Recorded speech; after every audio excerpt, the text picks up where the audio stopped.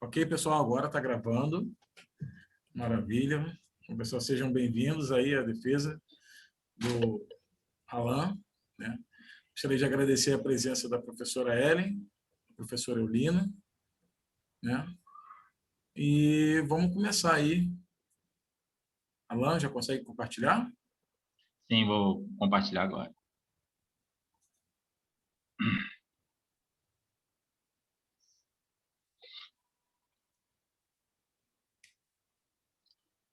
Tá tudo bem? Tá indo, tá Foi, bom. né? Tá indo. Ótimo. Deixa eu botar isso aqui só aqui prontinho. Bom, vamos começar a apresentação, então, né, da dissertação. A capa é a seguinte, né? A dissertação com o tema a importância da língua materna no ensino da matemática. Uma análise intrínseca acerca dos significados da língua consoante ao conceito matemático para professores de matemática na abordagem da multiplicação. Mestrando Alan, sou eu, e o orientador, o professor Luciano.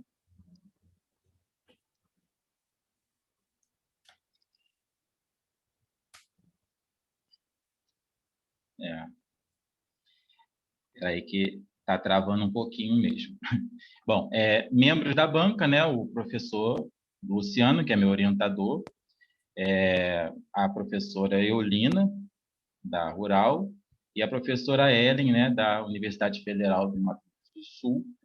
Aí, nesse momento, eu agradeço, né, pela disponibilidade, por vocês, né, estarem presentes, né, mesmo nessa vida louca que a gente está vivendo, né, e cheio de problemas. Então, eu agradeço de coração. Agradeço o professor Luciano também por, né, sempre estar ali comigo e não ter desistido de mim, por mais que eu tivesse oscilando, né? Mas, então, agradeço a todos.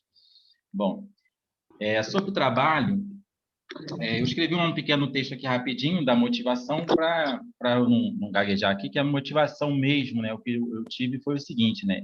Em minha prática docente, durante alguns anos, percebi que grande parte das dúvidas geradas em matemática pelos alunos eram provenientes da ausência de significado nas ações que deveriam ser aplicadas a certos exercícios, né? Então, era a ausência de significado. Por mais que ele lesse, ele não sabia o que fazer porque as coisas não tinham significado. E, às vezes, quando eu, né, lia ou mostrava qual cálculo deveria ser feito, eu via que a dificuldade não era em si o cálculo, não era em si o algoritmo, era justamente a interpretação, a má qualidade da pré-solução, que eu chamei, né? A pré-solução, ela depende do entendimento, né? Da interpretação e saber o que o problema está pedindo. Deixa eu só alterar aqui, que eu tinha alterado rapidinho.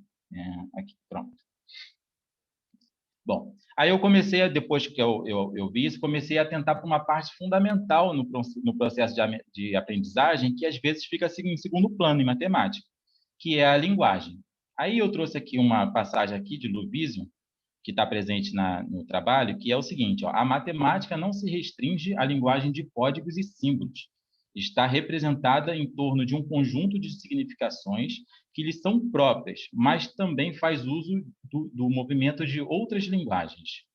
Além da relação de técnica para operar, quando pensamos no conhecimento matemático e de construção e de representação da realidade por meio da língua materna, é preciso refletir sobre a complementaridade das duas línguas, a língua materna e a matemática, pois ambas possuem seus estilos particulares, porém são complementares, ou seja, existe entre elas uma relação de significados que independe do seu estilo. E é nessa parte de significados que a gente propôs o trabalho.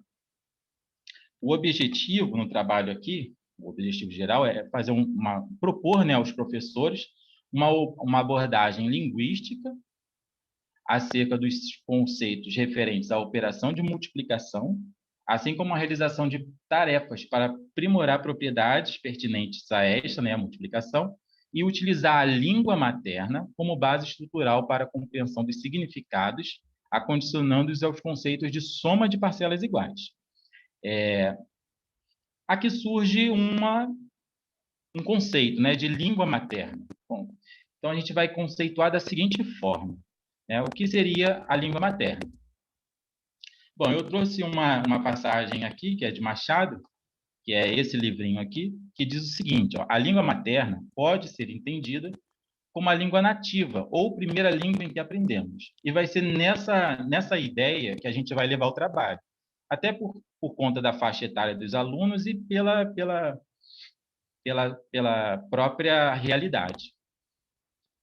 Além dessa passagem aqui, no mesmo livro, eu também trago o seguinte, a matemática e a língua materna representam elementos fundamentais e complementares que caracterizam condição de possibilidade de conhecimento em qualquer setor, mas que não podem ser totalmente compreendidos quando considerados de maneira isolada.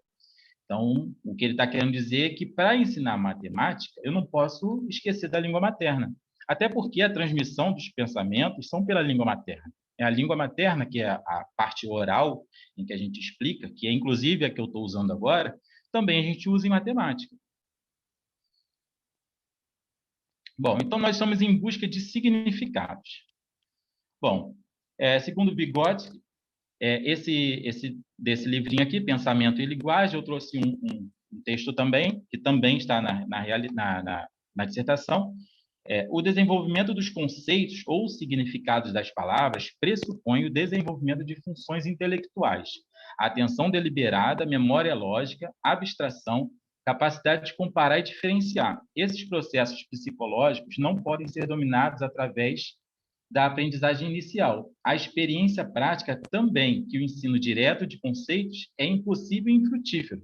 O professor que tenta fazer isso não obtém qualquer resultado, exceto o verbalismo vazio, que ele chamou de uma repetição de palavras pela criança semelhante à de um papagaio, que simula um conhecimento dos conceitos correspondentes, mas que na realidade oculta um vácuo, né? Que é aquela criança que aprende daquela exata forma que foi proposta em sala de aula, mas que num contexto diferente ela não faz a assimilação porque ela foi acondicionada apenas a pensar daquela forma, como se fosse um algoritmo e não como um ser pensante como somos. Ainda, né, em busca de significados, que esse daqui é uma passagem importante, que eu vou até voltar aqui já, e a linguagem matemática é compreendida como organizadora de visão de mundo, deve ser destacada com enfoque de contextualização dos esquemas de seus padrões lógicos, em relação ao valor social e à sociabilidade, e aqui que é o importante para mim, e entendida pelas interseções que aproximam da linguagem verbal. A linguagem verbal, aqui a gente está entendendo como a língua materna. Né? Essa daqui também está no nosso trabalho, né? Gomes Granel.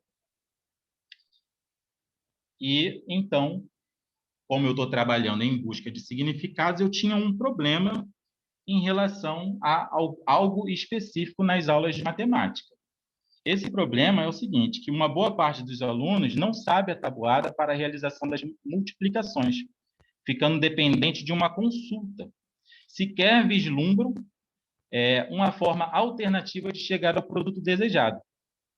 Né? Então, às vezes o aluno está no meio de uma conta para fazer e, pelo motivo, sei lá por quê, de não saber quanto que é 7 vezes 8, ele simplesmente para a conta e não almeja, não tem nenhuma pretensão de chegar no resultado por um meio diferente que não tivesse sido pela memorização ou pela consulta.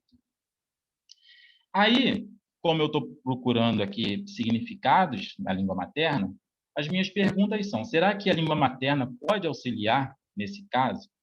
Existe alguma proximidade linguística entre o signo e o significado, né? Entre as expressões em matemática, entre os códigos matemáticos e o significado pertinente à língua materna? Será que existe uma proximidade?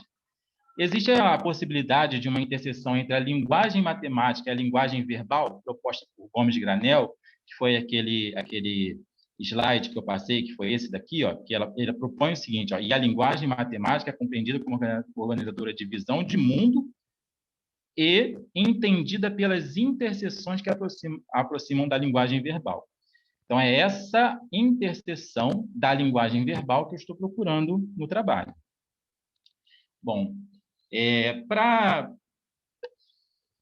começar, né, o trabalho, aí foi feita uma pesquisa com os professores e esse quantitativo aqui, né, teve uma participação de 308 professores, né?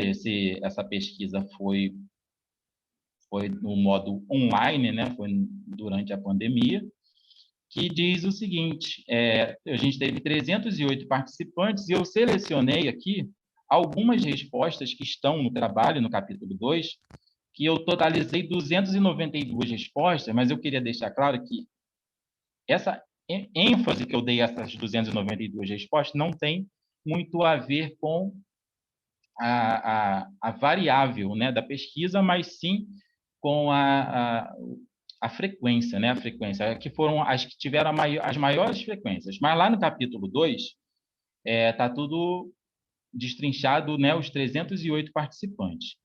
Então, aqui eu tenho, da municipal, 76 pessoas responderam, que trabalham só na privada, 70, estadual, 34, e aqui eu tenho algumas coisas. Porque eu estava tentando ver se esse grupo, né, de professores que responderam à pesquisa estão dentro, né, é uma amostra do que eu precisava para trabalhar com essa faixa etária para essa matéria de tabuada, de multiplicação, e tentar fazer essa associação com a língua materna. Aí tem aqui é o perfil dos entrevistados. Eu também trago agora quais são, agora que eu já sei de onde eles trabalham, agora eu queria saber também em relação aos alunos, né? Se eles trabalham no ensino fundamental 1, 2, no ensino médio, superior, na pós-graduação. Também selecionei algumas aqui, que também estão selecionadas lá no capítulo 2 da dissertação.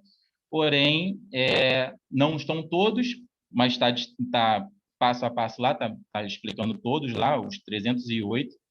E aqui eu também trouxe. O que é importante, assim, que aí depois fazendo o levantamento, eu descobri que desses 308, 238 deles eram do ensino fundamental, sendo 1 ou 2. Então, é um número considerável de professores. Só dando uma pausa aqui na pesquisa, nessa etapa da apresentação, eu não vou apresentar a pesquisa toda, né? Eu vou apresentar a pesquisa inteira, mas no decorrer da apresentação, as questões que forem pertinentes ao que eu estou falando, elas vão aparecendo.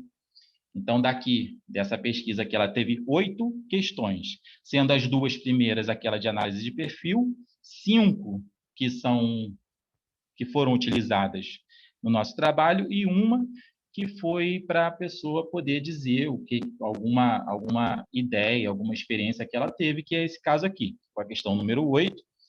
Caso você deseje escrever alguma experiência que teve com seus alunos no ensino da tabuada, fique à vontade. E eu selecionei aqui e também, se eu não me engano, está na seção 5.1, se eu não me engano, que é esse comentário que eu diminuí um pouco aqui, mas lá está na íntegra, que diz o seguinte, ó, de uma professora: mas percebi que a tabuada tradicional, né, chamou de tradicional, 5 vezes 1, 5 vezes 2, 5 vezes 3, que a gente fala que é a tabuada do 5, traz uma falta de significado nesse sentido, pois quando falo 5 vezes 1, da forma como entendo, seria 5 vezes o 1, ou seja, deixou de ser a tabuada do 5 e parece mais com a tabuada do 1. Então, eu dei destaque a essa fala, porque é exatamente como o trabalho aqui está pensando, e eu também vou destacar, além da fala, eu queria que todos prestassem atenção nesses artigos definidos aqui, que eu vou falar um pouquinho mais para frente, né, seria o 5 vezes o 1, ou seja, deixou de ser a tabuada do 5, né? Do também tem um artigo definido aqui, né, que é o D com o, e parece mais a tabuada do 1. Bom, continuando aqui, ele trouxe também, essa professora também trouxe uma coisa aqui, que é o que a gente está procurando, a falta de significado. A gente não está procurando a falta de significado, a gente está procurando o significado. Trouxe uma falta de significado, então nós estamos falando de significados. Bom, como é a multiplicação, a pergunta é: como seria a ideia de multiplicação semanticamente, né? Na semântica, Só que apareceu, né, o que seria semântica. Semântica também está na nossa dissertação, que é o seguinte, ó, a semântica é o ramo da linguística voltado para a investigação do significado das sentenças. Então, a gente está procurando. A gente está procurando significados, né? Então, toda vez que eu estiver falando de semântica, eu estou falando desse ramo da linguística voltado para a investigação dos significados das sentenças. Em matemática, a gente está repleto de sentenças. Bom, aqui eu trago mais uma questão da pesquisa, que é o seguinte. Quando você seleciona ou utiliza na solução de um exercício a multiplicação, como você conduz a ideia da multiplicação 5 vezes 3? Tivemos aquelas 308 respostas e foi feito o seguinte, ó, 5 vezes 3 é igual a 3 mais 3 mais 3 mais 3, ou seja, 3 somado 5 vezes, quer dizer, 5 parcelas 3, ou 5 vezes 3 seria 3 parcelas 5. Utiliza as duas formas ou nenhuma das duas utiliza a tabuada mesmo? Nota que a maioria, não a grande maioria, mas a maioria, 55,5%, utiliza as duas formas representadas que nós, como matemáticos, sabemos que numericamente são iguais, né? 27,9 diz que é 5 parcelas 3, enquanto que 9,1 dizendo que são 3 parcelas 5. Mas, afinal, linguisticamente, 5,3 traduz melhor. Onde que está sendo traduzida melhor? Em 5 parcelas 3 ou em 3 parcelas 5? Por que eu estou levantando essa questão? Lá no nosso objetivo geral, eu tinha destacado uma coisa, que a gente está procurando o conceito de soma de parcelas iguais como um representante para fazer essa interseção, como Gomes Granel citou, essa interseção entre a linguagem matemática e a linguagem verbal, que nós aqui estamos, né, se referindo à linguagem materna, à língua materna. Mas o que diz a BNCC em relação a essa adição de parcelas iguais? Aí eu trouxe aqui um quadro da BNCC, que é do segundo ano, que é essa habilidade, é F02MA07, que diz o seguinte, ó, problemas envolvendo adição de parcelas iguais, multiplicação. Resolver e elaborar problemas de multiplicação por 2, 3, 4, 5, com a ideia de adição de parcelas iguais, por meio de estratégia de registros pessoais, utilizando ou não suporte de imagens ou material manipulado.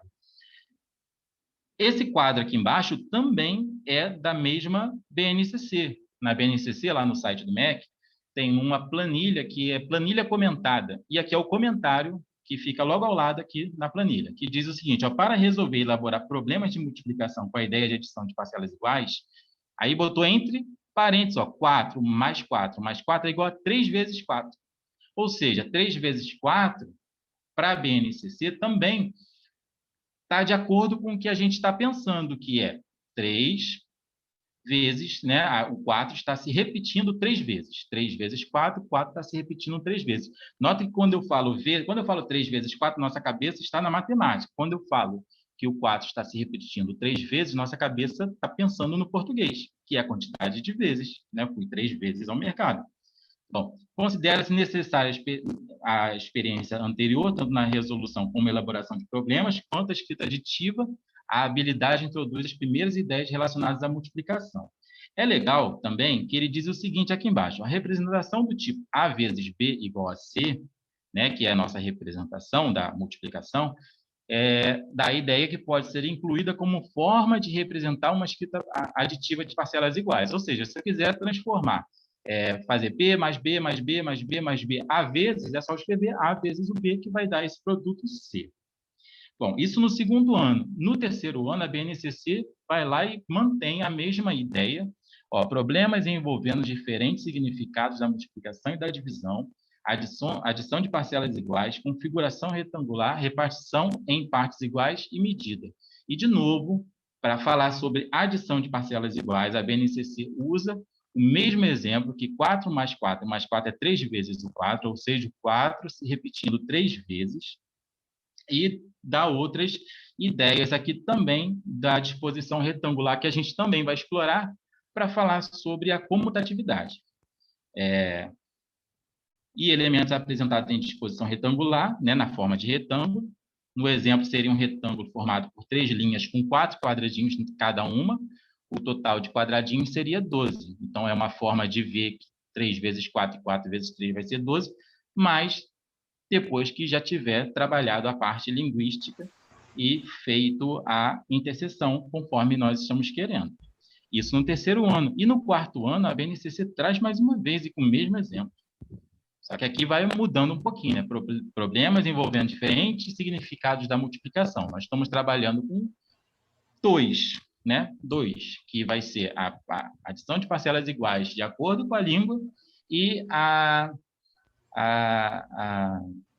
configuração retangular para trabalharmos a comutatividade para a gente poder fazer uma interferência.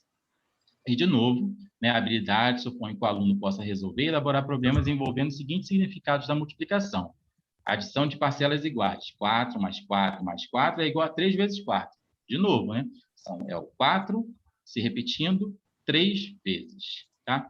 E aqui tem outros significados que não vão ser mencionados aqui, da parte de proporcionalidade, repartição e medida. Bom, vendo a parte linguística, né, o que eu estava pensando, né, na hora de pensar nesse trabalho aqui, é dar papel de destaque ao número pelo qual a tabuada foi elaborada. Então, eu coloquei aqui no título, no título aqui do slide, o número como sujeito de sua tabuada, né, que é dar papel de destaque mesmo a esse número. Bom, aí, para isso, eu coloquei algumas coisas que a gente pode pensar para tentar colocar o número como sujeito de tabuada. Eu quis colocar como sujeito, justamente porque, como está falando de língua, de linguagem, né, para dar a ideia de sujeito mesmo, da oração. Então, primeiro, intervir semanticamente na tabuada, né, procurar significados, fazer uma intervenção semântica, né, de acordo com os significados das sentenças, respeitando aquela ideia lá de Gomes de Granel de fazer essa interseção entre os significados da linguagem verbal e linguagem matemática, que eu já me antecipei, né? Procurar interseções entre a linguagem verbal e a linguagem de códigos, analisar criticamente as tabuadas, né, que estão em oferta para professores e estudantes, né, as tabuadas que comumente nós vemos, né, a gente vê na internet, vê em livros, em tabuadas mesmo, né? Hoje em dia quase eu não vejo mais, mas de vez em quando no trem alguém vende tabuada.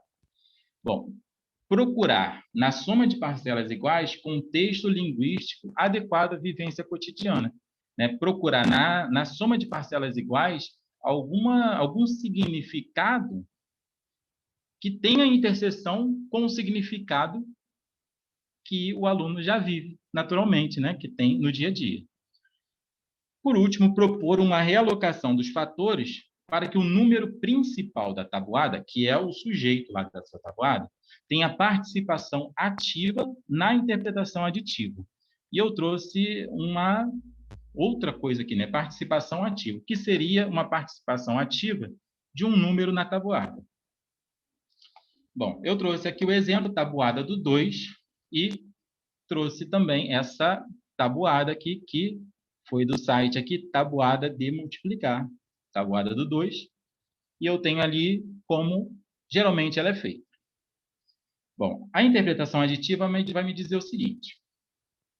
Bom, fazendo 2 vezes 1, 2 vezes 2, 2 vezes 3, 2 vezes 4 e 2 vezes 5, né, de acordo com a BNCC, de acordo lá com a professora que deu a ideia, né, na questão 8, né, que eu selecionei aqui, e de acordo com o nosso trabalho, 2 vezes 1, fazendo uma interpretação aditiva, é você repetir 2 vezes o 1. Você vai ter 2 parcelas 1. E isso dá 2, e está certo, né? 2 vezes 2 vão ser 2 parcelas 2, que dá 4. 2 vezes 3 vão ser 2 parcelas 3, que dá 6. 2 vezes 4 vão ser 2 parcelas 4, que vão dar 8. E 2 vezes 5 vão ser 2 parcelas 5, que vão dar 10. E nesse caso aqui, foi o que eu chamei de participação passiva do número em questão, porque aqui eu estou falando tabuada do 2, de o 2, né? Aquela questão do artigo definido. enquanto que aqui ele está com uma participação passiva. Você vê que não tem 2 na sua representação, a não ser nessa linha, porque ela é 2 vezes 2, mas o restante, o 2 não aparece, a não ser pela quantidade de parcelas. Então, aqui eu chamei de participação passiva. Agora, eu vou aquela interferência na tabuada, que é a realocação. Eu vou deixar até claro que eu estava procurando uma imagem onde tivesse a tabuada do 2 da forma que eu queria para aparecer agora e não encontrei. Só encontrei nesse formato aqui mesmo. Aí, fazendo a inversão, fazendo uma vez o 2, 2 vezes o 2, 3 vezes o 2, 4 vezes o 2, 5 vezes o 2, eu começo a entender que aqui é a tabuada do 2, porque uma vez o 2 é uma vez o 2 mesmo, ele apareceu uma vez. 2 vezes o 2 é 2 vezes o 2 e apareceram 2 vezes, que é 4. 3 vezes o 2 vai aparecer 3 vezes, que vai dar 6. 4 vezes o 2 vai aparecer 4 vezes o 2, né? Ó, 2 mais 2 mais 2, né? Realmente o 2 está na tabuada. Igual a 8 e finalmente o 5 vezes 2 vão ser 5 parcelas 2, que dá 10. E aqui que eu chamei de participação ativa. A participação ativa porque nota que agora sim os 2 apareceram na tabuada. Enquanto que aqui ele estava meio que subjetivo, né? O 2 aqui na tabuada, que era do 2, ele estava só no número de parcelas, enquanto que aqui ele está efetivamente trabalhando em prol da sua própria tabuada. A questão que eu levantei lá do artigo definido, lá do do, como eu também destaquei aqui, tabuada do 2, essa daqui é tão do 2 que quando eu falo ó, uma vez o 2, 3 vezes o 2, 4 vezes o 2, enquanto que nessa eu nem falo 2. Eu falo 2, ó, 2 vezes o 3, 2 vezes o 4, 2 vezes o 5.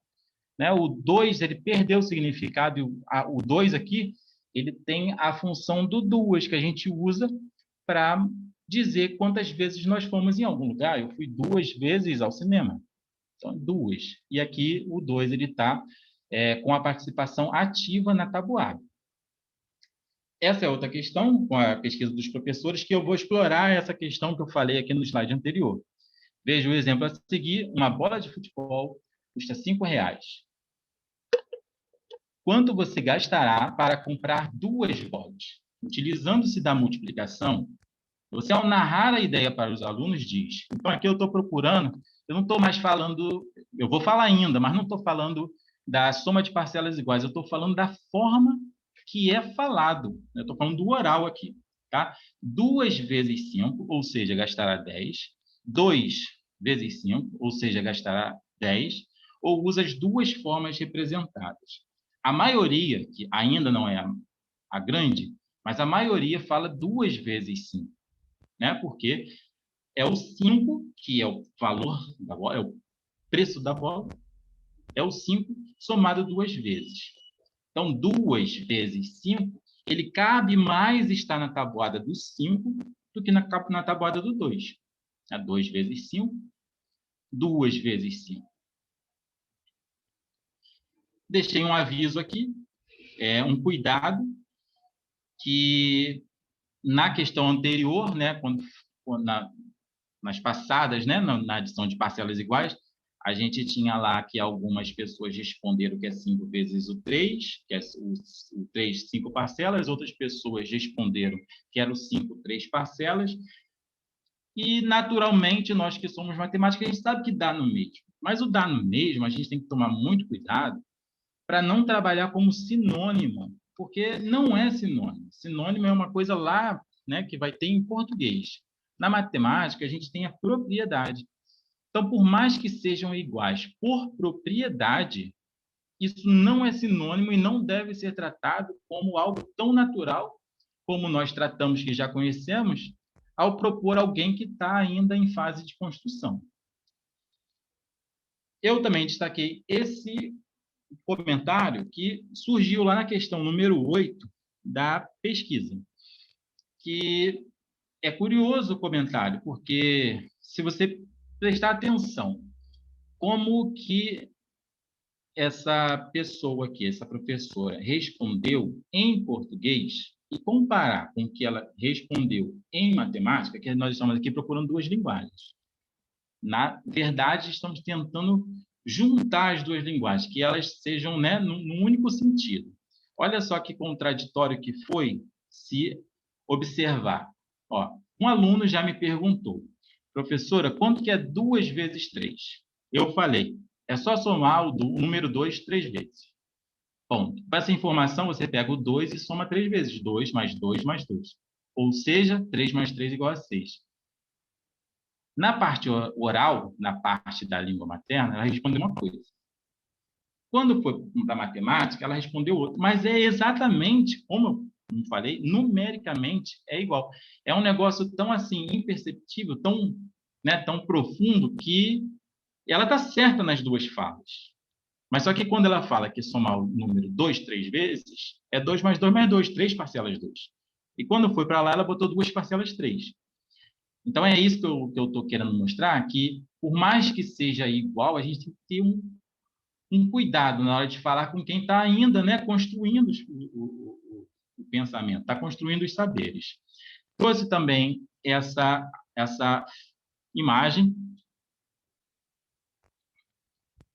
que é a seguinte, é de um vídeo no YouTube, né, tá aqui, que também está escrito, ó, 3 vezes o 4, que não está errado, tá certo, 3 vezes 4 é isso, mas linguisticamente falando, pensando na palavra vezes, como nós percebemos, que é a quantidade em que fazemos tal coisa, né? Tá tão atrelado a palavra vezes que já veio palavra vezes na minha mente. Mas 3 vezes 4, até na BNCC, que foi aqueles exemplos que eu trouxe, 3 vezes 4, como soma de parcelas iguais, é 4 mais 4 mais 4. Né? O entendimento fica alinhado com o entendimento que a gente tem com a palavra vezes. Para a gente aqui, né, para o trabalho, essa formatação, embora seja igual, ela exemplifica muito mais o 4 vezes 3 do que o 3 vezes 4, embora sejam iguais, mas aquilo que está aqui. Trabalhar com mutatividade, como propriedade, e a gente não está marginalizando. Tem que trabalhar com mutatividade desde sempre. Trabalhar com mutatividade, mas deixando claro que é propriedade. Uma boa maneira, né, de trabalhar essa comutatividade da multiplicação é a disposição retangular, que a gente viu lá da BNCC, que já estava previsto, né, como uma estratégia para ensinar multiplicação, mas que ela é muito agradável para a gente entender sobre comutatividade.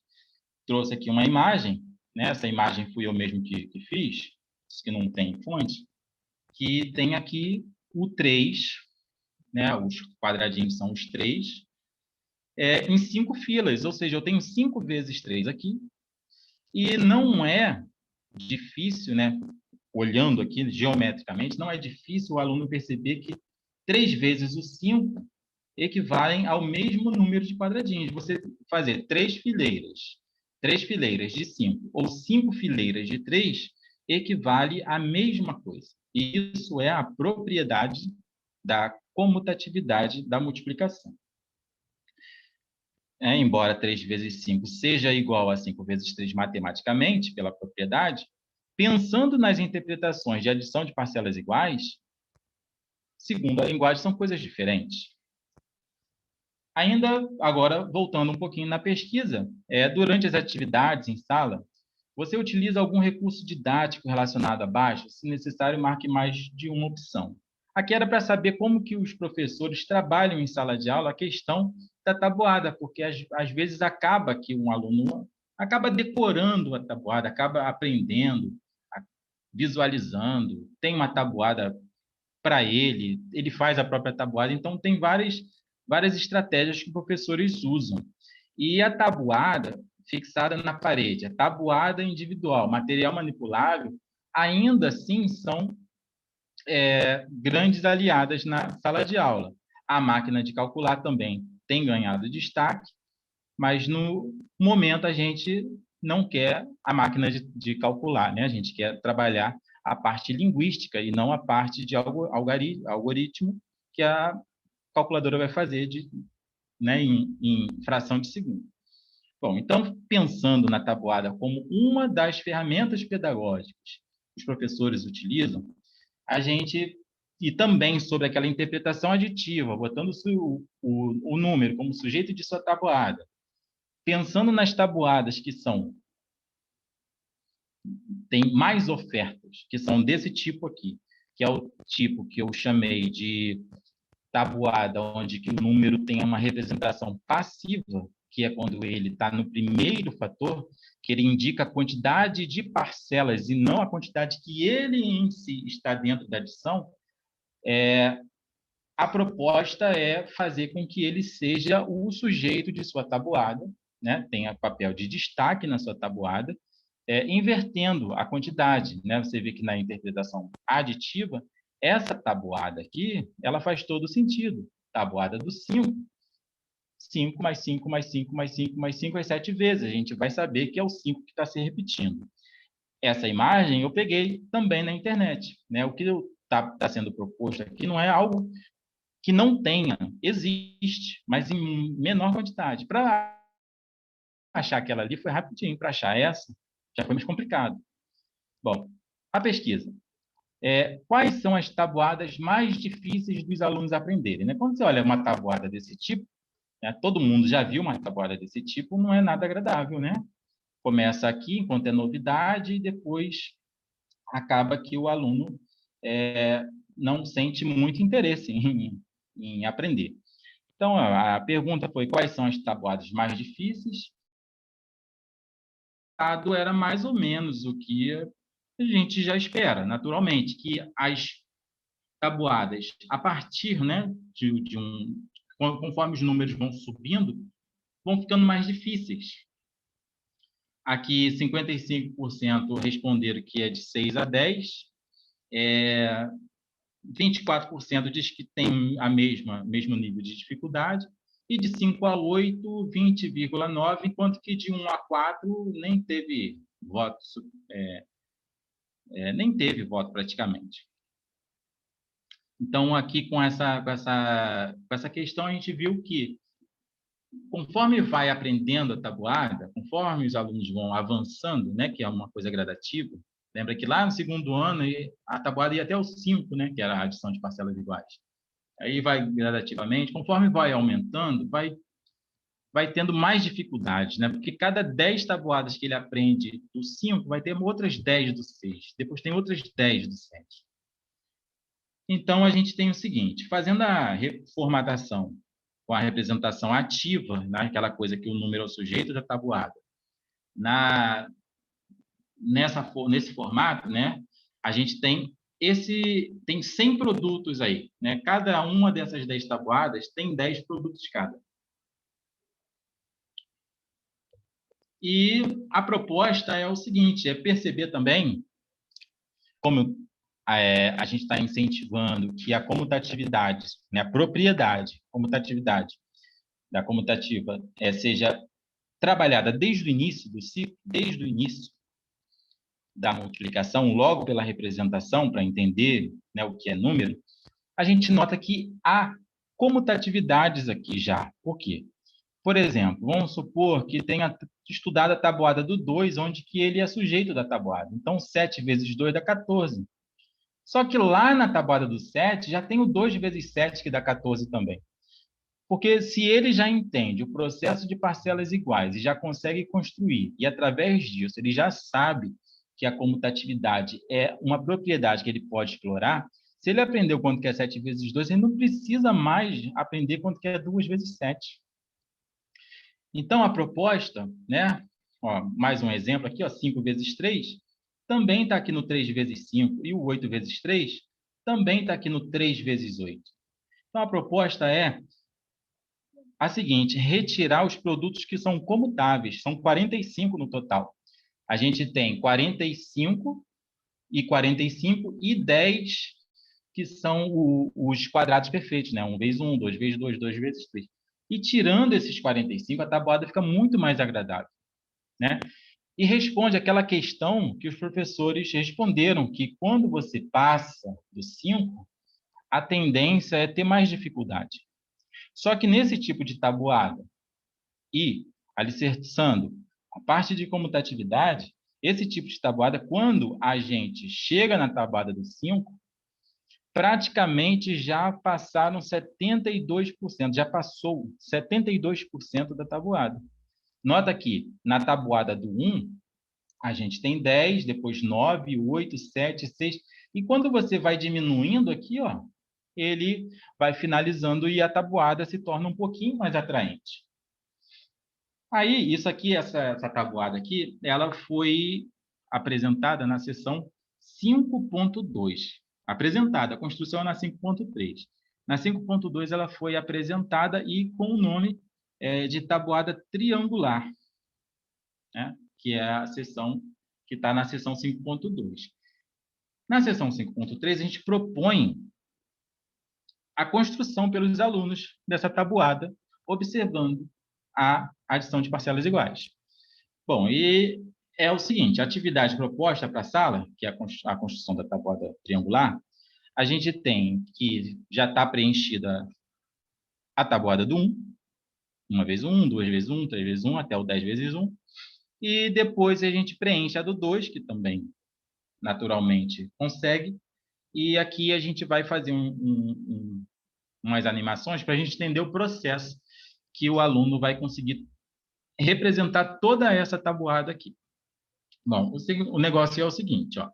Ele está aqui já está tudo preenchido, né? E depois na tabuada do 2, lembrando que a gente está naquela parte onde o número é sujeito de sua própria tabuada, então aqui a gente está repetindo as parcelas 2. 2 vezes 2, 3 vezes o 2, 4 vezes o 2, e aqui, naturalmente, né? 2, 4, 6, 8, 10. Aqui o aluno não tem muita dificuldade na tabuada do 2. Pronto, fez a tabuada do 2, agora é a vez da tabuada do 3. Então, nota que aqui na linha 3, né, ele tem que começar a tabuada aqui. Ele tem que começar aqui o fator dele, o produto aqui. Então, ele pode tirar cola, inclusive, na linha, porque essa tabuada ela dá conta de representar todos os fatores. Todos os produtos, inclusive os que estão ocultados aqui, que eles ficam aqui, trabalhando a comutatividade. Ó. Então, aqui eu tenho 3 vezes 1, 3 vezes 2, e aqui eu tenho 3 vezes 3.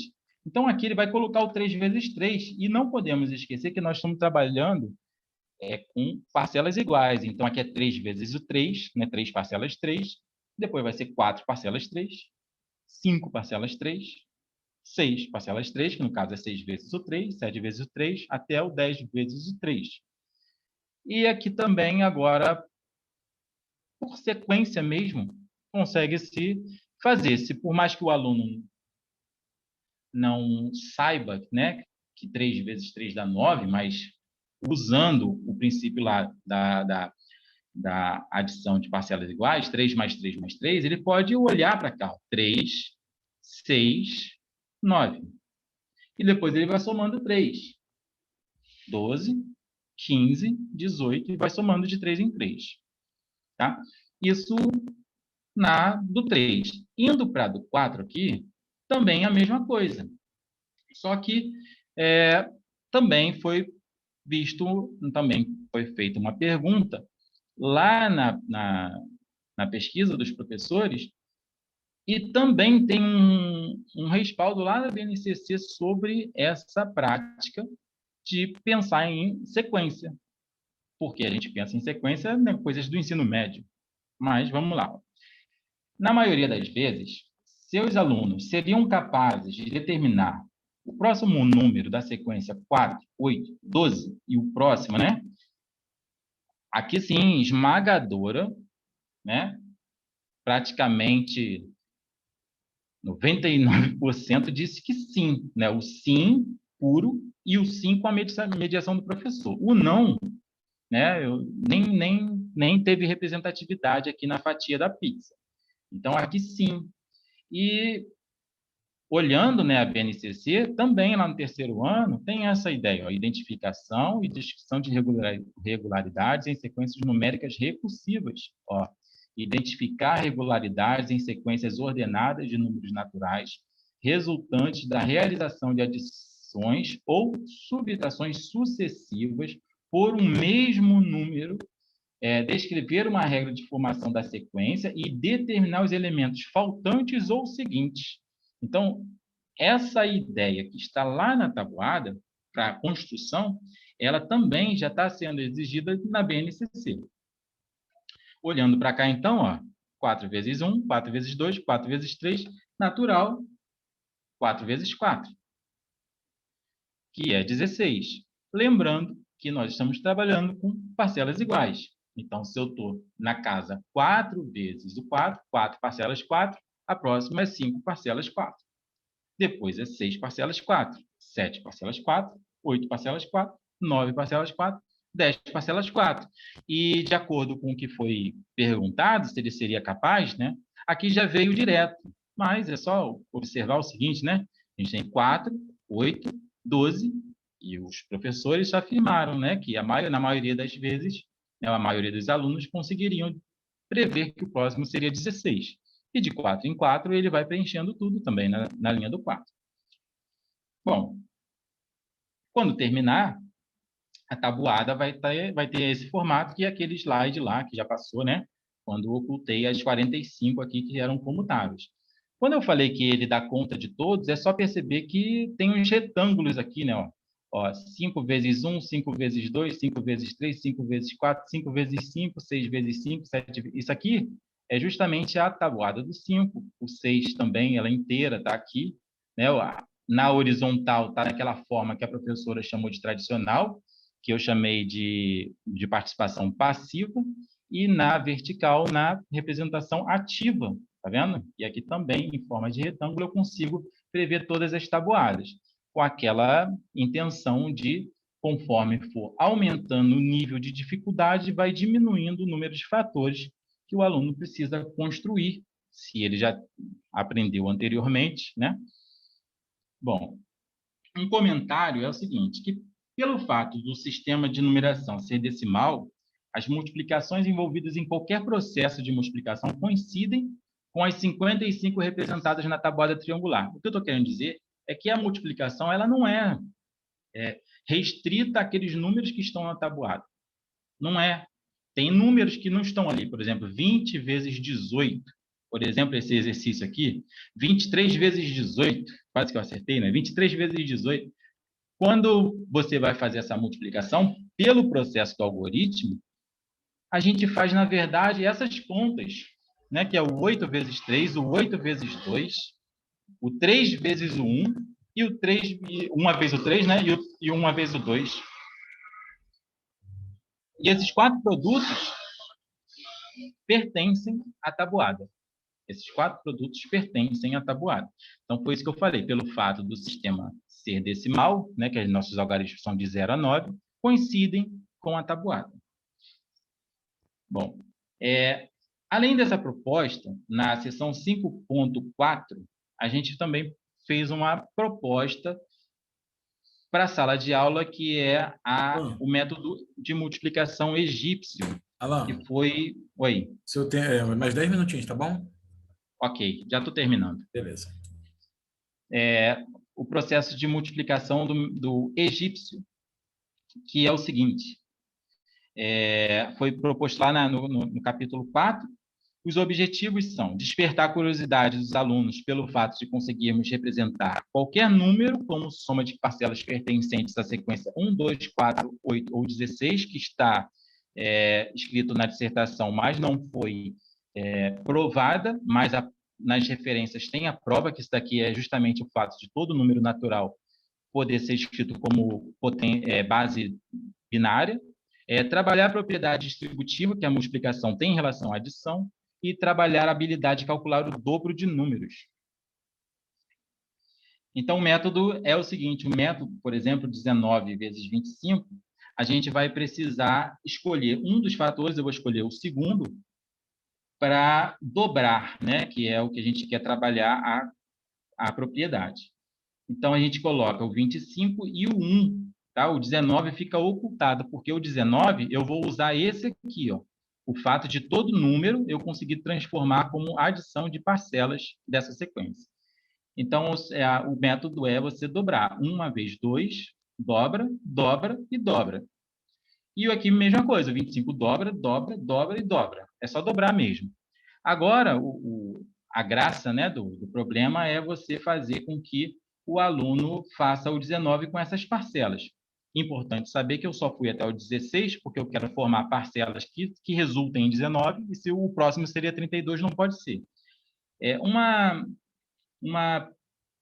Uma coisa que os alunos devem perceber sozinho, mas se não perceberem, depois o professor ajudar, é que dá para a gente fazer facilmente sempre da maior para o menor. A gente começa sempre de baixo. Então, ó, 16 está dentro, né, das parcelas de 19. O 8 não pode estar, porque se não passa do 19. O 4 também não pode estar, porque 4 mais 16 é 20. O 2 pode, que dá 18. E agora, para dar 19, só falta o 1. Então, pegando essas três parcelas, dá o 19.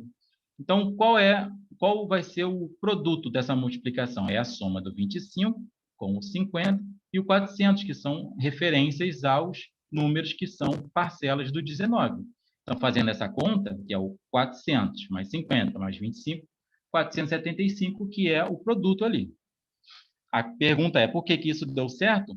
Aí é porque a gente transformou o fator 19 em 1 mais 2 mais 16, que pela distributiva ele fica o quê? 1 vezes 25, 2 vezes 25, 16 vezes 25, que são essas parcelas, o 25 tomado uma vez, dobrado uma vez e dobrado a quarta vez dá o 400, que, né, dobrar 2 elevado a 4 é 16. Então, por isso que esse método dá certo. Então, aqui fica exatamente o 25, 50 e 400, que é o 475.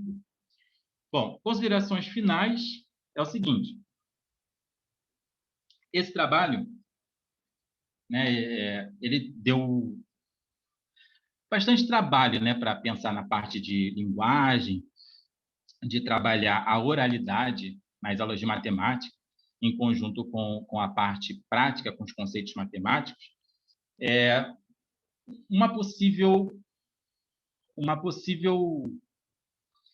sequência nele é trabalhar, já que foi falado de multiplicação, aí eu trabalhar sobre múltiplos e divisores, também de acordo com a língua, porque acaba que múltiplos e divisores, eles também acabam ficando como um conceito matemático, como se não tivesse representatividade na língua. Um exemplo disso é o MMC e MDC, que eu proponho aqui uma desassociação do conceito ao método. O método que eu falo é aquele método de fatoração que os alunos acabam visualizando aquilo e achando que toda vez que você vai fatorar um número, aquilo é o MMC. Por mais que você fatore um único número, você quer fatorar o 200, quando você coloca lá, ele, o MMC. Ele entende que o MMC é aquele risco e as divisões que a gente faz. Ele não entende que aqui tem um significado, né? Mínimo múltiplo comum, que ele poderia possivelmente encontrar por listas de múltiplos que foram trabalhados aqui, né, que podem ser trabalhados ainda, inclusive, com sequências, né, de soma de parcelas iguais. Também os números fracionários, adição e subtração, por escolha de frações equivalentes, né, o aluno ter a liberdade de encontrar duas frações que sejam equivalentes ao problema proposto, onde os denominadores sejam iguais, e não pensar que aquele método do MMC acaba sendo só para fazer aquelas adições, ele fique preso naquilo sem entender o real motivo por que aquele método dá certo. Tá? Aqui estão minhas referências, eu procurei bastante coisa, né, de psicologia, de linguagem, de matemática, de português, PCN de português, PCN de matemática. Então, eu tenho aqui minhas citações aqui e, no mais, só agradecer mesmo. Aí, de novo, eu aproveito para agradecer a professora Eulina, o professor Luciano, a professora Ellen, né, que eu conheci hoje, pela disponibilidade, a Eulina e o Luciano por ter me ajudado, segurado a minha mão. Agradeço também aos alunos, né, meus colegas, nossa turma muito unida. A gente não desistiu um do outro, né? E eu agradeço demais ao pessoal da turma, os professores em geral, a Aline, né? Todas as coisas que a gente viveu lá na Rural e que a gente vai levar para a vida com certeza. Então, É só isso e só tenho a agradecer. Ok, obrigado, Alan. Bom, vou abrir então para os membros da banca fazerem as considerações. Mesmo que em tese estejamos todos à mesma distância, né? Por tradição, eu vou iniciar a palavra com a professora Ellen, né? Que é mais distante, está até em outro fuso horário, né? Ellen, está aí? Tô Tá. Aqui aqui. sumiu aqui a sua telinha. A Ellen é mais longe no espaço e no tempo, né? A Ellen está No uma hora menos do tempo, que a gente, né? exatamente. Aham. É. Luciano, dá uma pausa aí para eu poder almoçar antes de começar a defesa. Posso começar, Pode então? ficar à vontade. Boa tarde a todos. Boa tarde, Alan, Eulina, Luciano, pelo convite. Obrigada novamente. Para mim é sempre um prazer estar perto do Luciano, né? E queria estar na Seropédica, mas, né, na cidade seropédica, mas não deu. Vamos lá, não tem problema, terei oportunidade novamente. Então, eu queria fazer algumas considerações sobre o seu texto, tá, Alan? Vou começar considerando aí sua apresentação, ok? Opa, não sei. Ah, foi ali. Sua apresentação foi um tanto bastante esclarecedora para mim no quesito introdução, tá? Então, eu vou até pedir para que você coloque coisas da sua apresentação dentro da sua introdução, tá? E aí depois a gente fala um pouquinho sobre isso. Mas em questão da sua apresentação, né, em relação a isso, só diria para você não ler slide, que ninguém merece ler slide, né? Mas como você tinha algumas citações que você estava querendo ler, né? Seu trabalho tem bastante disso, mas tudo bem, vamos lá. Então, eu vou começar pontuando sobre o resumo, tá? Eu não sei em que classificação ficaria assim o estilo da sua dissertação, tá? Porque a gente tem vários estilos de dissertação. A gente tem lá o estilo educação matemática, a gente tem o estilo da matemática e, bom, me pareceu que o seu estava ali meio a meio. Você quis fazer um embasamento teórico e depois você quis falar um pouquinho sobre a prática, que deve ser uma coisa, depois queria perguntar até para você, que deve ser uma coisa que você deve dominar, né? Deve ser professor do ensino fundamental. Então, assim, hora que eu li seu resumo, eu não achei objetivo, né? O que é um resumo? Um resumo é onde você fala o que você realmente fez, tá? Então, por exemplo, aqui, né? Durante as aulas de matemática é imprescindível, blá, blá, blá. Não. Vislumbramos a real possibilidade da adequação. Então, para mim, já é o segundo parágrafo, tá? Você não tem que explicar o que você está fazendo no resumo e por que você está fazendo no resumo. O resumo é o que você fez. E você também não acredita no resumo, né? Acreditamos que a linguagem, lá na última, né? Na última linha. Acreditamos que a linguagem, tanto na parte oral como na escrita, pode ser uma grande... Isso é conclusão, tá? Então, para mim, né, não sei se isso é uma coisa de ser matemática, o que é um resumo para mim? É uma coisa objetiva. O que você fez, tá? Então, você trabalhou oralidade, né, e a significância da multiplicação na matemática, você quis dizer por que isso é importante, né? Então, para mim, assim, a sua segunda frase aí já estava coerente com o seu resumo, com o seu trabalho. O resto, para mim, foi um pouco de blá, blá, blá, tá? Aí, no abstract, eu não entendo muito sobre inglês, tá? Só que, por exemplo, você pode usar, né, eu perguntei para o meu professor, você pode usar aí, você fala muito de mother tongue, você pode usar first language também, primeira linguagem. Você fala mother tongue 2 vezes, Você pode usar isso e até na sua keywords você fala language, mas não é language que você quer falar mother tongue ou, né, first language, que é isso que se trata, né, sua palavra, né, língua materna, a hora que você traduz lá para os keywords, tá? Perfeito. Então, aí eu coloquei aqui algumas coisas sobre o sumário, mas tá na introdução. Na introdução você tem o que basicamente toda introdução, você tem uma parte do que toda introdução deveria ter, o que tem em cada capítulo. Perfeito. Mas imagino que eu vou ler o seu trabalho, né? Eu leio o resumo e entendo, beleza, ele está falando disso. Tá, mas e aí, né? No capítulo 1, esse trabalho está dividido em 5 capítulos, tá? Por que desse trabalho?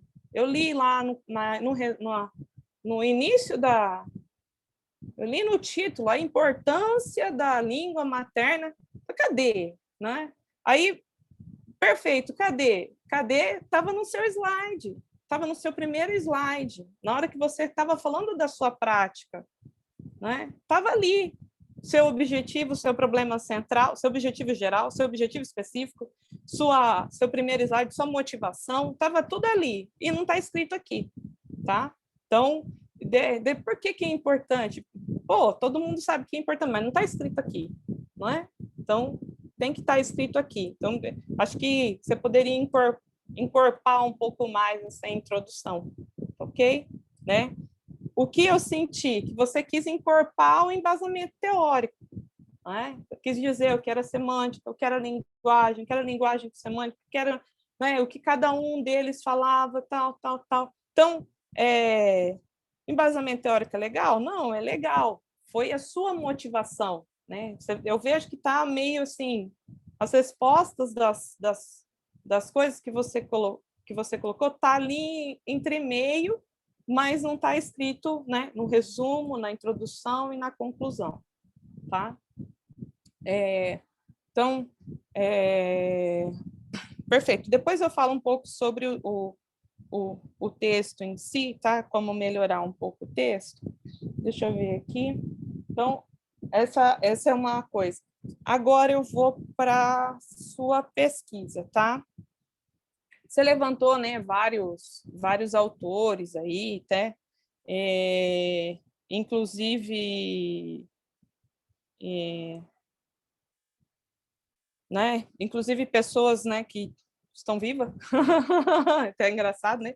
Que tem teorias que estão em crescimento, né, em relação a essa coisa da semântica, da oralidade, da significação das palavras, né, da significação dentro da matemática e tudo mais. Bom, né, dessa parte aqui eu não conheço alguns autores, então não vou fazer nenhuma crítica em relação a isso, tá? Só depois vou fazer uma crítica em relação à construção do seu texto. Mas o que me preocupa como matemática é a sua pesquisa, tá? Então, vamos lá. Quando você faz uma pesquisa, o que é amostra para você? Que você precisa de uma amostra representativa, tá? Perfeito. Quando você traz nas primeiras linhas, né, onde os 308 professores ensinam matemática, ensinam informação, 90% da educação básica, tantos por cento lecionam no ensino fundamental e no médio, tantos por cento, tá? Você usa desse número não para motivar a sua pesquisa, mas para dar embasamento à sua pesquisa. E isso é complicado. Por quê?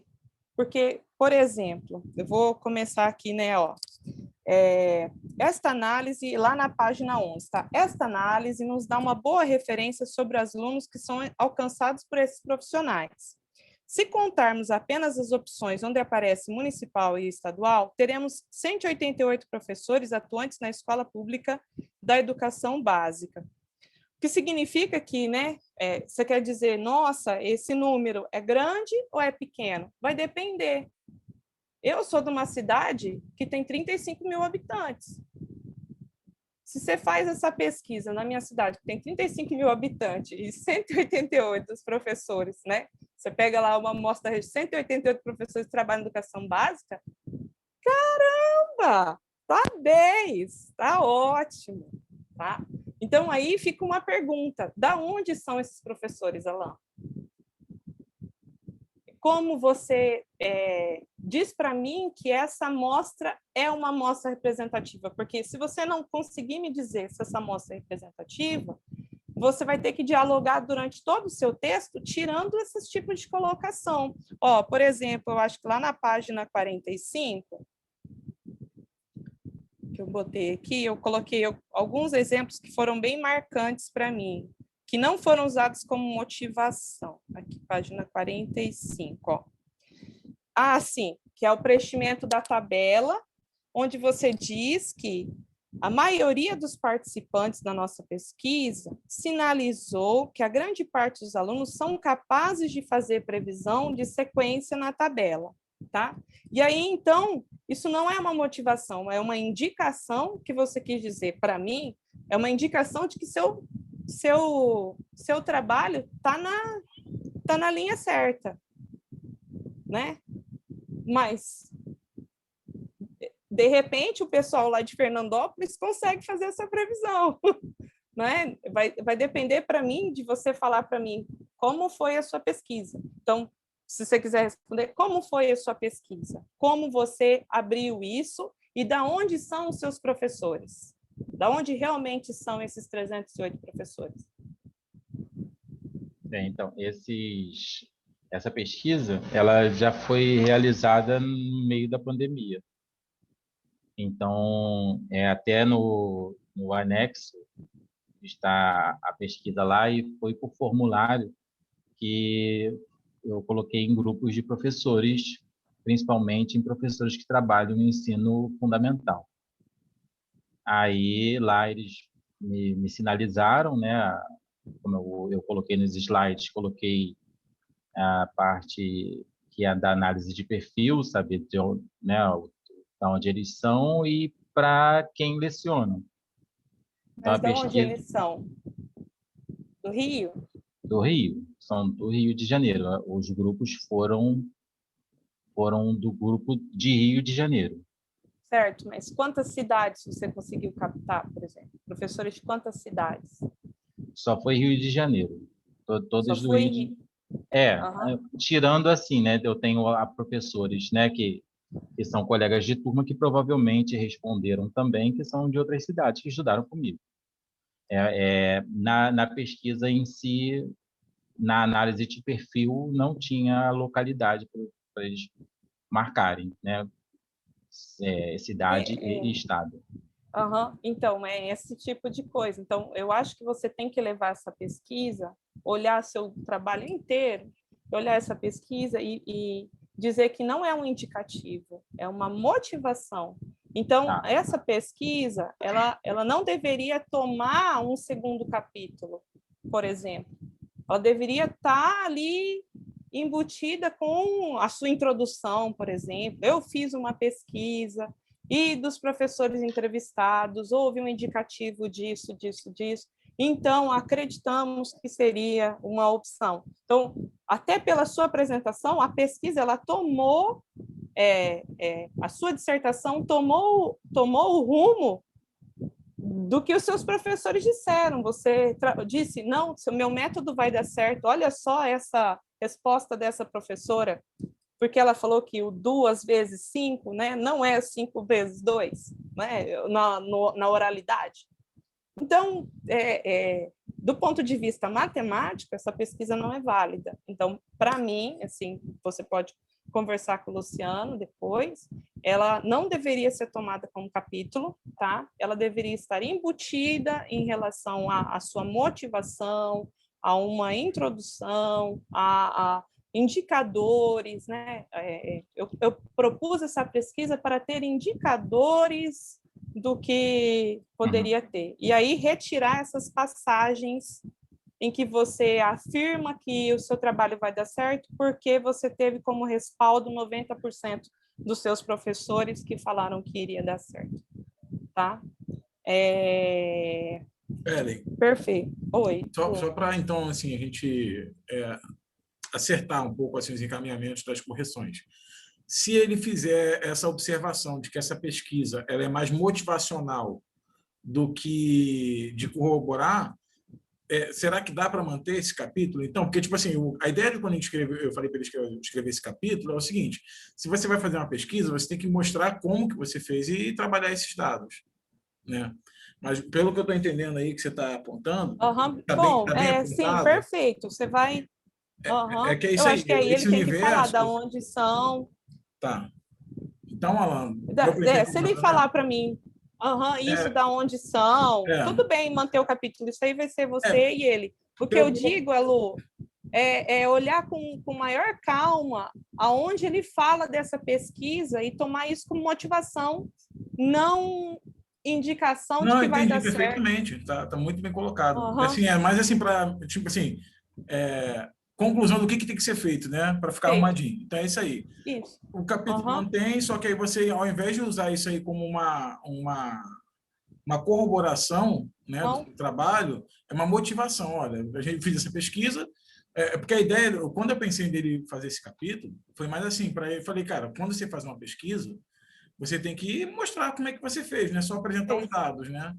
Então foi mais ou menos nesse sentido, mas eu entendi a sua colocação e concordo com ela, assim, acho que é bem interessante mesmo.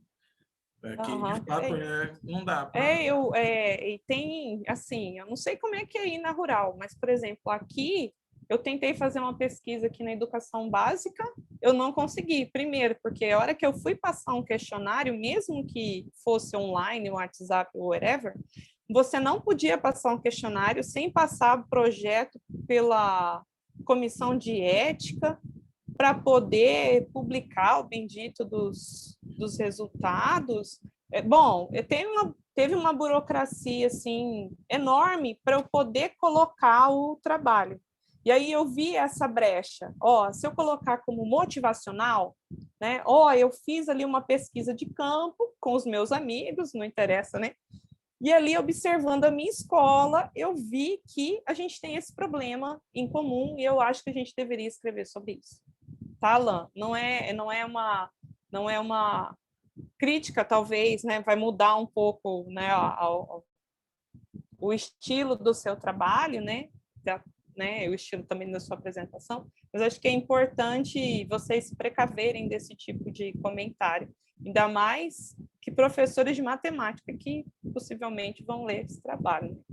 Né? Queremos que pedagogos leiam, né? Eu acho que esse trabalho foi escrito para um pedagogo, já fazendo aí um adendo, né?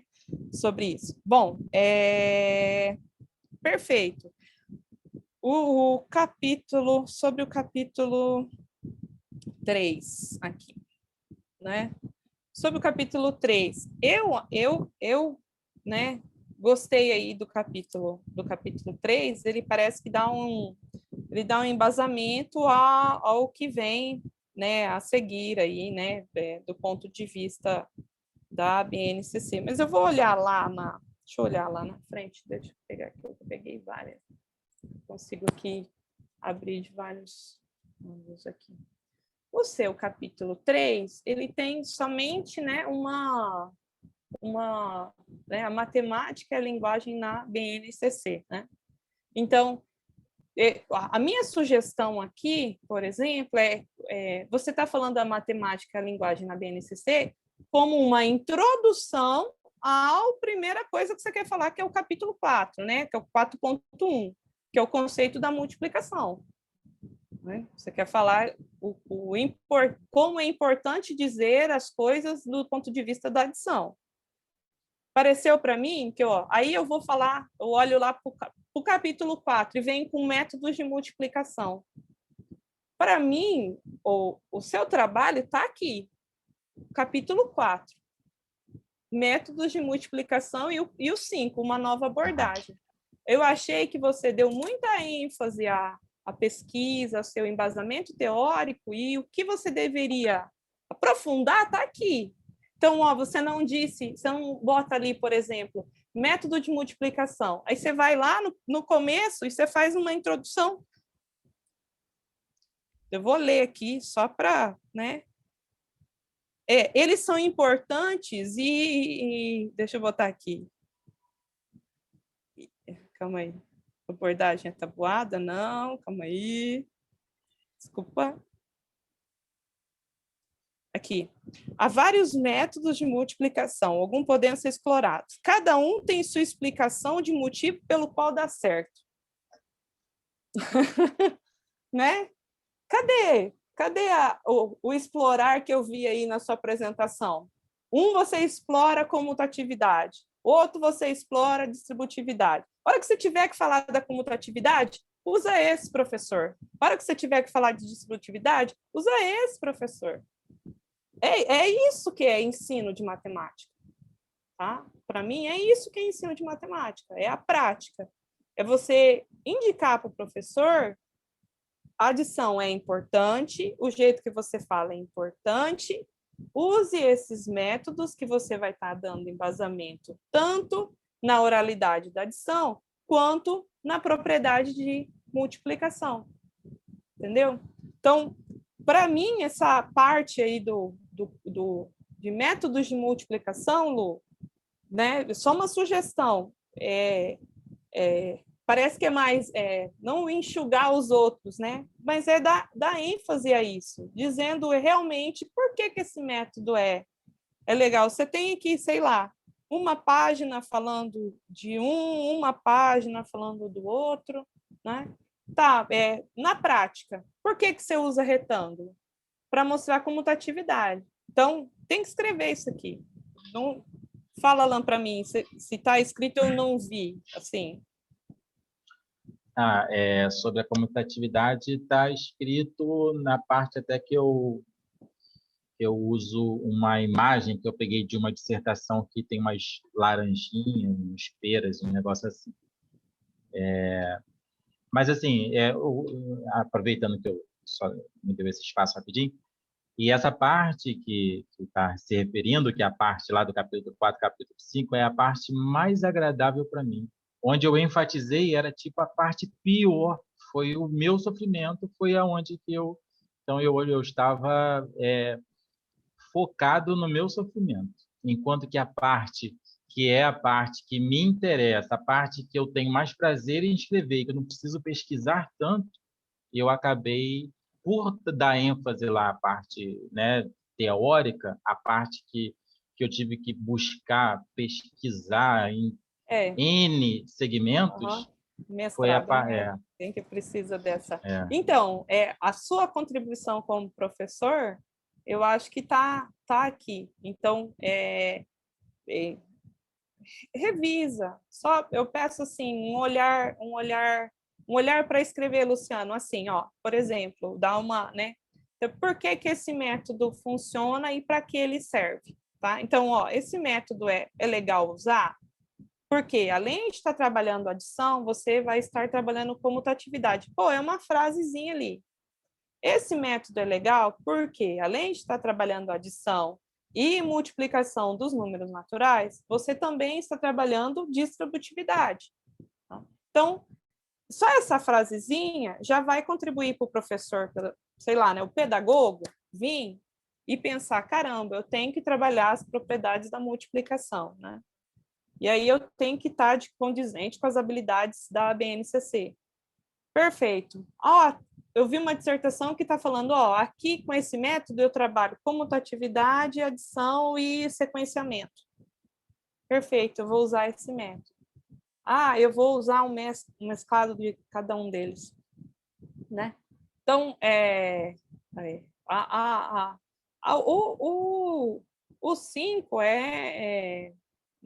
também é uma contribuição, né? O método egípcio é uma das atividades pedagógicas que a gente utiliza, né, com bastante referência. Eu digo porque eu sou da matemática, mas eu sou formada em magistério. Então, eu comecei minhas aulas nos anos iniciais, né? Quando eu vi que ensinar criança era algo complicado e eu queria, né, voltar a estudar, então eu voltei a estudar e aí, né, Luciana, as coisas, uma coisa leva a outra e a gente vai indo, né? E hoje eu estou na universidade. No entanto,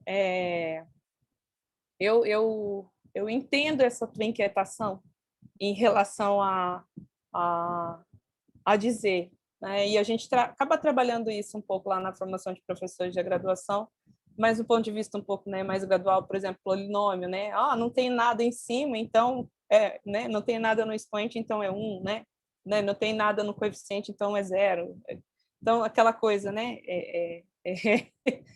Você fala, não é assim, né? Pelo amor de Deus, né? Não fala um trem desse que... Então, se é uma inquietação, tá? Apesar de, né, ser uma coisa básica, é uma inquietação. Então, assim, para finalizar, antes de falar sobre o seu texto, eu acho que vocês deveriam colocar esse mais a sua cara, tá? Pensar em uma reescrita mesmo desses 4 tópicos dos métodos de multiplicação, tá? Acredito que essa seria a sua grande contribuição para esse trabalho, tá? Como professor. Perfeito. Agora só uma pontuação sobre o texto, tá? Não sei o quão você é craque em text, né? Em relação falar um pouco sobre a notação. Eu sei que não tem nada a ver, mas a notação do ponto, né? De repente, né? Pode ser que em vez de vezes venha um ponto, ok? Assim, tá falando do símbolo mesmo? Do símbolo mesmo. Algumas vezes eu coloquei vezes mesmo, aí tá falando do C dot, né? Mas Isso, ou do times, né? Você botou barra times. Eu botei né? times, isso, e eu acho que eu fiz mais assim. Eu acho que eu fiz mais assim pela forma como iria para a tabuada, que na tabuada é o times, não é o ponto. É o times, mas em relação eu botei o ponto no outro, né?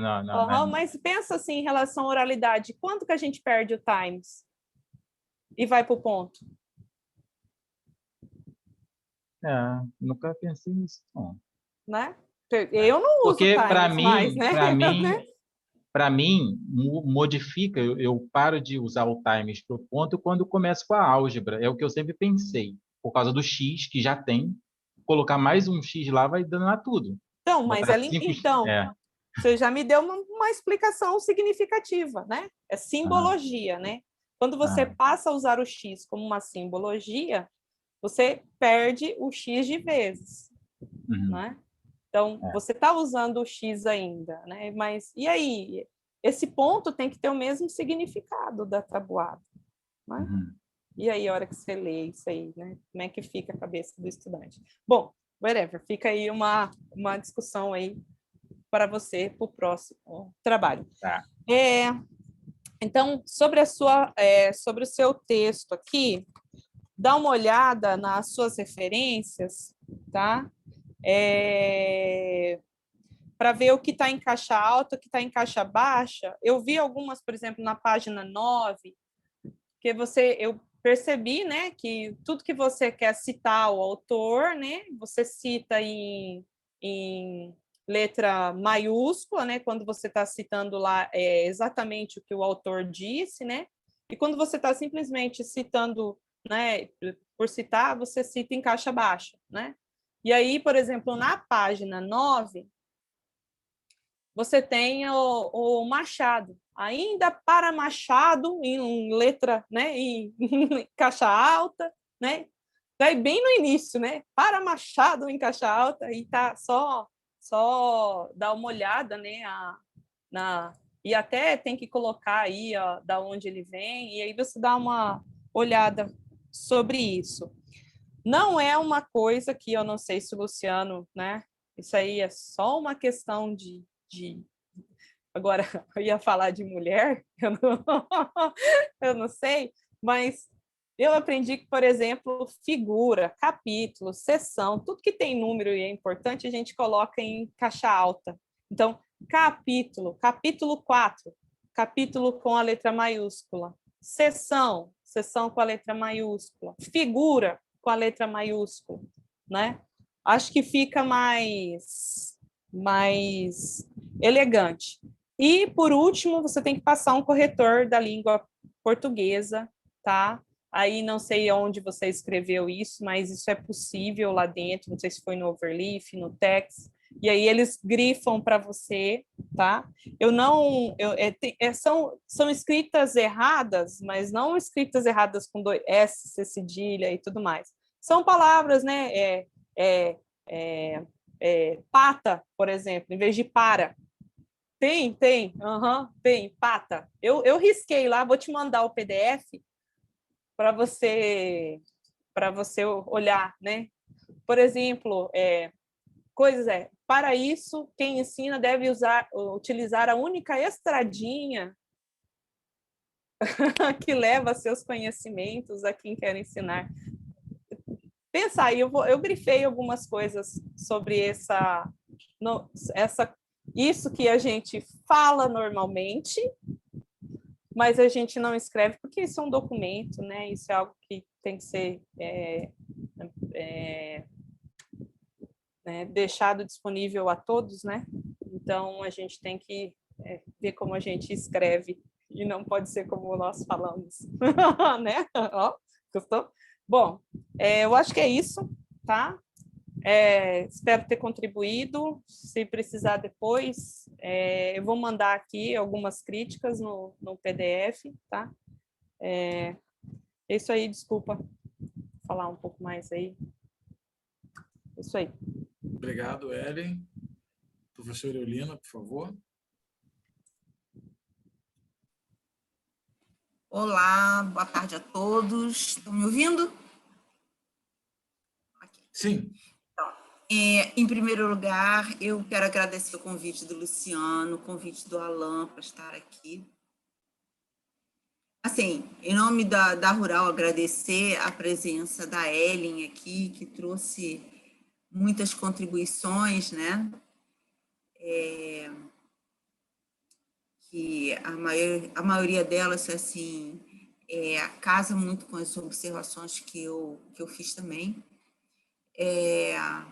Mas, em primeiro lugar, eu quero falar um pouco, Alan, que eu falei isso para vocês, mas vou falar de novo, que essa temática que você trouxe, né, foi desde a época do MA40, quando cada um de vocês deu, né, disse o que gostaria de trabalhar, foi uma das temáticas que eu me encantei,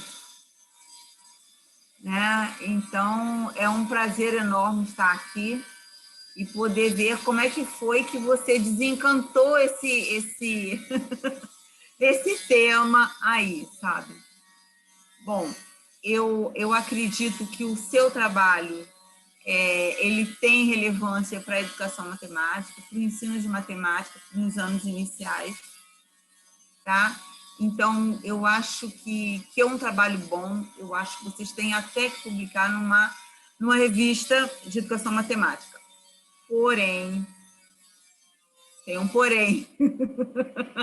Para isso, muitas coisas precisam ser arrumadas e colocadas nos seus devidos lugares, entendeu? Então, o que eu quero deixar para você é que a minha visão é de que o que você fez foi muito bom.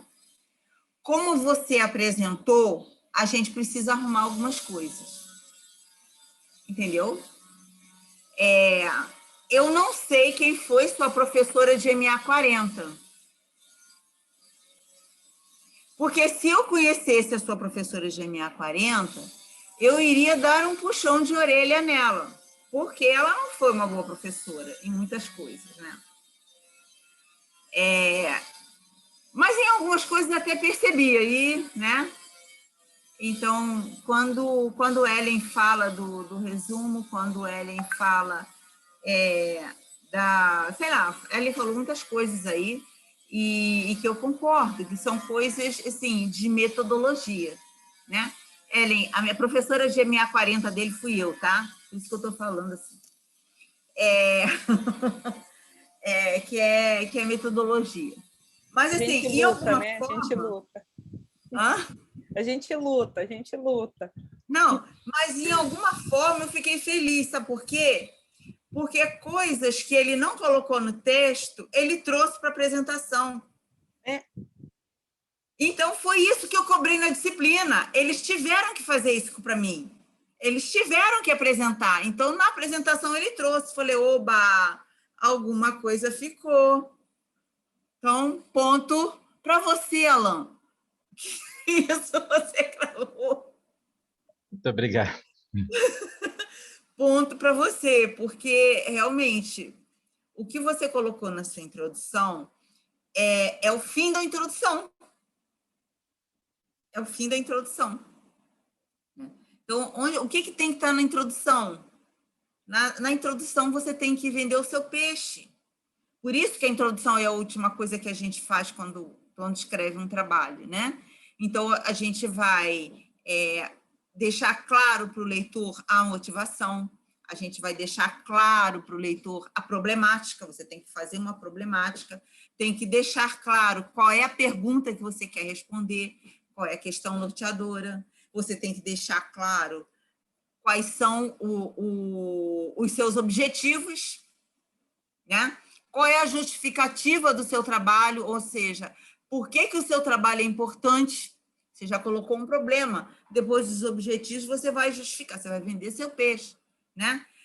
Tenta situar o leitor dentro do que você vai trabalhar e tem que falar um pouco da metodologia que você usou, tudo isso na introdução, né? Então, quando eu comecei a ler o seu que você chamou de capítulo 1, eu vi, peraí, tudo isso que está aqui, até um certo ponto, não é aqui o lugar. Você tem que levar isso lá para a introdução. Mas são coisas, Alan, consertáveis. Entendeu? São coisas que a gente conserta. Assim, eu me preocupo muito quando você vai ler um trabalho, se aquele trabalho tem algum resultado, né? Se tem resultado e se tem contribuição. Essa é minha primeira preocupação. Tem? Legal. Então, agora vamos ver o que a gente pode fazer para arrumar essa bagunça aí. Vai ser uma brincadeira, assim. Bagunça é a maneira de dizer, entendeu? Então, o que a gente pode fazer para arrumar? Então, aí vem as colocações da Ellen e vem algumas das minhas colocações também que você vai receber no documento que eu vou mandar para você, ok? Regras da ABNT, tá? Que você tem que seguir, né? Que, assim, não cabe falar aqui, né? Então, a Ellen já fez pontuou muitas coisas, né? Então, eu fiquei com a parte boa, que eu vou dizer para você que eu gostei do seu trabalho, que o seu trabalho tem contribuição, é relevante, mas a gente vai arrumar. Tá? Eu sou boazinha, eu tô invertendo, morde e assopra, não. Eu tô assoprando para depois morder, entendeu? Que aí depois a gente morde, junto com o Luciano, tá certo? Mas, assim, eu acho que o mais importante mesmo é como eu falei, no meu entender. Essa discussão, ela é relevante. Por que falar? Por que a gente vai falar da língua? Porque a gente fala, o aluno tem que entender, ver na matemática também a sua linguagem, né? E eu acho que quando você falou de significado, né? Tem que ter significado, porque se as coisas não tiverem significado, vai ser muito mais difícil para eles entrarem na abstração. Então, eu acho que passa por aí, por você dar um significado à matemática, né? Sem deixar de lado a matemática, né? Porque a matemática, que é uma matemática que a gente pode dizer eurocêntrica, né? Que é a matemática que a gente estuda, é a matemática acadêmica, é aquela, né? E que chega um ponto que a matemática, ela existe pela matemática, os matemáticos puros, E muitos dos matemáticos aplicados, às vezes, dizem que é aplicado, mas eles também estão trabalhando a matemática para a matemática, né? Mas tem possibilidade de aplicar. Ela avançou, ela cresceu. Mas lá nos primórdios, aquilo que a gente chama hoje de matemática, ela surgiu do significado, de uma necessidade do homem, certo? Né? De se organizar. Então, e nessa fase inicial, né, é como se estivesse construindo tudo, né? A gente está construindo tudo de novo. Então, assim, são coisas que você não pode ignorar o que o aluno sabe, tá? Você tem que dar significado para o que você ensina e vai construindo. E à medida que eles vão crescendo, já com isso dentro deles, a gente vai trazendo aquela abstração que a matemática evoluiu. A matemática não nasceu abstrata, ela nasceu concreta, né? Então, ela foi se desenvolvendo e nós fomos passando para a abstração. O que hoje nós temos de estrutura, quando se começou a pensar em números, gente, lá atrás começou um estudo aqui, outro ali, e com o passar do tempo, né, nós fomos arrumando, fomos organizando, fomos criando os conjuntos numéricos e por aí vai, né? Então, a gente tem que entender que você tem que estar produzindo um material para ser usado por professores do primeiro segmento. Não só pelos professores do primeiro segmento, mas principalmente por professores do primeiro segmento. Então, aí vem aquela questão, por mais razão ainda, ele tem que estar muito bem escrito, né? Por quê? Porque esses professores não necessariamente vão ser matemáticos. Então, assim, a sua temática é maravilhosa, apaixonante, eu sou apaixonada pelo seu tema, né? Mas na hora de escrever, você tem que dialogar essas duas coisas, né? Dialogar o que você está querendo trazer e não perdendo a matemática, não perdendo o recurso, que você trouxe alguns estudos, eles têm que estar bem estruturados. Aí a gente volta para a metodologia, né? Então, a gente tem que estar bem organizado metodologicamente falando. Entendeu, Alan? Então, assim, eu não vou me estender muito, porque eu acho que a gente já está tudo lá, né? Acho que a Ellen já fez um trabalho bonito, dando essas orientações para você no PDF. Eu também, né, fiz as minhas observações e ela já fez as colocações assim, né? Então, o que eu quero pedir para você é isso, para que você incorpore essas sugestões que a gente está dando, né? Para que o seu trabalho, que é um bom trabalho, ele fique realmente um bom trabalho. Tá legal? Então, eu quero só te dar os parabéns. Dar os parabéns para o Luciano. E agradecer a Ellen, né? Espero que em breve a gente possa estar se vendo não só na telinha, mas graças a Deus que a gente tem a telinha, porque também por questões financeiras podia ser que a gente nem pudesse trazer você, pelo menos assim a gente se conheceu pela telinha. Né, mas pelo Luciano a gente ia. Pelo Luciano a gente ia. Nossa, ele fala muito desses amigos dele, viu? A gente sabe muitas histórias. Mas vamos lá. Ele gosta muito de vocês. Então é isso. Eu vou parar por aqui. Luciano. Obrigado. Bom, as minhas colocações eu já passei, né, algumas vezes com o Alan. O Alan chegou primeiro com um trabalho muito... Tinha muitas ideias, né, de fato. Né, aquela primeira versão, eu falei para ele, olha, aí tem tema para uns 3 ou 4 trabalhos, né? Não sei se você lembra dessa parte. Uhum. No final, meio que acabou com 2, né? Que foi mais ou menos até o que a Ellen sinalizou, né? Que você tem a parte dos métodos de multiplicação, ele caberia um trabalho à parte, né? Teve a parte da língua materna e a gente conseguiu... Teve aquela coisa de amarrar um no outro para fazer esse trabalho aí, né? De fato, eu achei muito interessante também a proposta, né? Quando a Alan chegou. E, bom, fizemos o trabalho aí, né? Mas é isso, eu gostaria de agradecer ao Alan pela oportunidade, né? Que oportunidade de ter orientado ele, ter trabalhado, aprendi bastante também, estou aprendendo muito, né? O Alan está sendo meu primeiro aluno de mestrado, né? E aí é isso, né? Acho que agradecer a presença da banca e eu acho que agora é aquele momento que a gente vai para a nossa deliberação, né? Eu vou fazer o seguinte, eu vou pausar a gravação aqui agora. Pronto.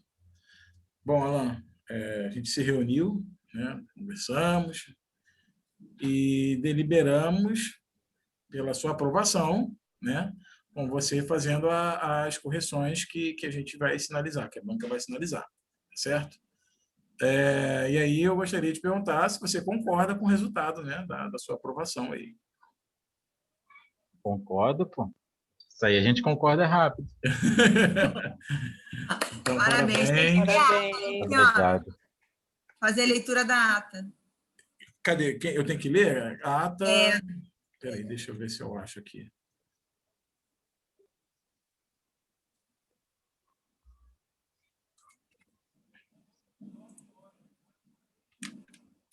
Aos 24 dias, esse aqui?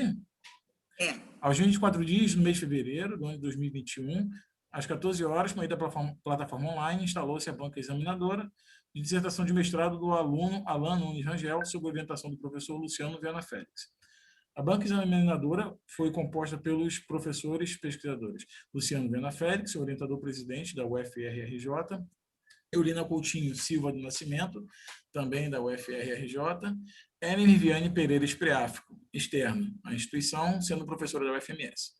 A dissertação é intitulada A Importância da Língua Materna no Ensino da Matemática, uma análise intrínseca acerca dos significados da língua consoante ao conceito matemático para professores de matemática na abordagem da multiplicação. Foi iniciada às 14 horas e teve a duração de... 120 minutos. A defesa foram o quê? Uns 50, 60 minutos, né?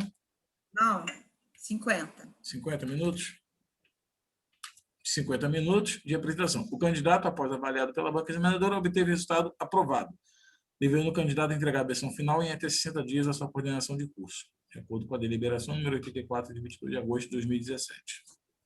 É isso? Parabéns. Parabéns, Alan. Parabéns, Alan. Se você quiser falar alguma coisa... Então, eu queria agradecer... Se quiserem abrir as câmeras... Espera aí, deixa eu interromper a gravação aqui, então. Pessoal, então... Deixa ele falar, pode falar. Tá, deixa ele falar aí. Eu pensei que... É porque eu ia abrir a câmera, eu pensei que eu tinha que interromper a gravação. Mas pode abrir, porque tem que ser pública mesmo. Tá, então tá. Então, eu queria agradecer de novo ao professor Luciano, né, que por mais que às vezes eu me fiz muito ausente, às vezes que eu me fiz presente, ele estava lá. Agradecer à professora Eulina também, que estava próxima, perguntando. Agradecer à professora Ellen, né, que eu conheci agora nessa defesa e que as colocações foram bem pertinentes, foram muito esclarecedoras para mim. Em relação até os erros, né? Eu não respondi na hora, mas realmente eu faço no Overleaf e lá corrige, mas se a palavra existir em português, não vai corrigir, né? Terá para e pata existe, ele não vai corrigir, eu vou ter que dar uma olhada bem minuciosa nessas coisas. E todo mundo, né, da Rural, a professora Aline, o professor Douglas, que, né, eu tenho certeza que ele gostaria de estar aqui também, não está? E a turma, né, a turma em si, esses caras aí, esse pessoal inteiro, não vou falar cara para não excluir as meninas, né? Mas as caras também, pô, esse pessoal não existe, né? O pessoal não existe, não desistiram um do outro enquanto que alguém tinha dificuldades, eles foi catando um a um.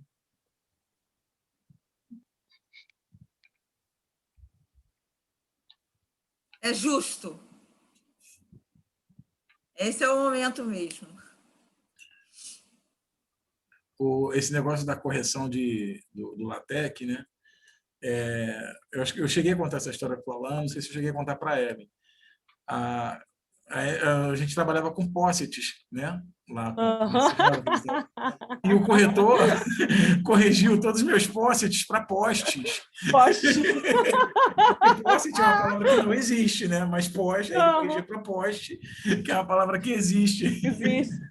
Então, assim, é só um fato curioso, né, desse corretor. Aí eu tive que ensinar ao algoritmo O que tinha corretor. uma palavra nova ali, né?